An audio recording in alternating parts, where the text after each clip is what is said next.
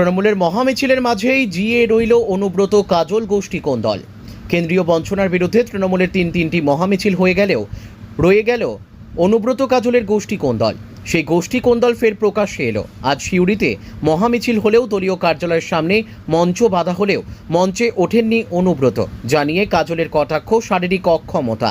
কে স্টেজে উঠতে পারছে না, কার শারীরিক অক্ষমতা আছে সেটা তার ম্যাটার, ওটা আমার ম্যাটার নয়। ওটা তাকে প্রশ্নটা করা উচিত বলে আমি মনে করি। পাশাপাশি মহামিছিল শেষে অনুব্রত সাংবাদিক বৈঠক করলেও পাশে রাখেননি কাজল শেখকে। অনুব্রতও কাজলের নাম না করে ছোট মাছ আখ্যা দিয়েছেন। ছোট মাছ কদিন জলে আনলে লাফালাফি করে, ঘন ঘন দেখা দেয়, তারপর আস্তে আস্তে কথা। রামপুরহাট, বোলপুর ও সিউড়িতে পরপর 3 দিন 3টি মিছিল হলেও অনুব্রত মণ্ডল ও কাজল শেখ দূরেই থেকে গেছেন। এমনকি একে অপরকে কটাক্ষ করতেও ছাড়েননি।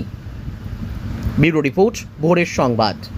দেখা গেল অনুব্রত মণ্ডল কাজল শেখকে এক মঞ্চে দেখা গেল। তৃণমূল কংগ্রেসের কোর কমিটি কার্যত মুখ্যমন্ত্রী করেছেন গোষ্ঠীদ্বন্দ্ব মেটাতে, সেটা কি আদৌ মিটল?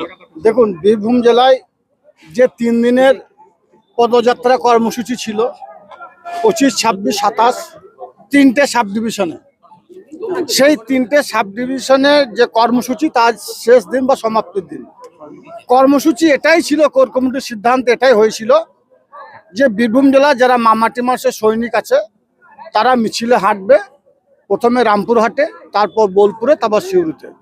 মিছিলে হাঁটার পরে স্টেজে উঠে যারা এই মিছিলে পা মেলার জন্য এসেছে তাদের উদ্দেশ্যে 2-4টে বার্তা দেবে। এবার কে স্টেজে উঠলো কে উঠলো না সেটা তার ব্যাপার।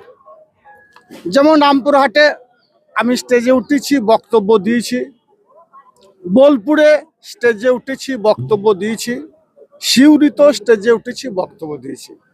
এবার কে স্টেজে উঠতে পারছে না, কার শারীরিক অক্ষমতা আছে সেটা তার ম্যাটার, ওটা আমার ম্যাটার নয়। ওটা তাকে প্রশ্নটা করা উচিত বলে আমি মনে করি।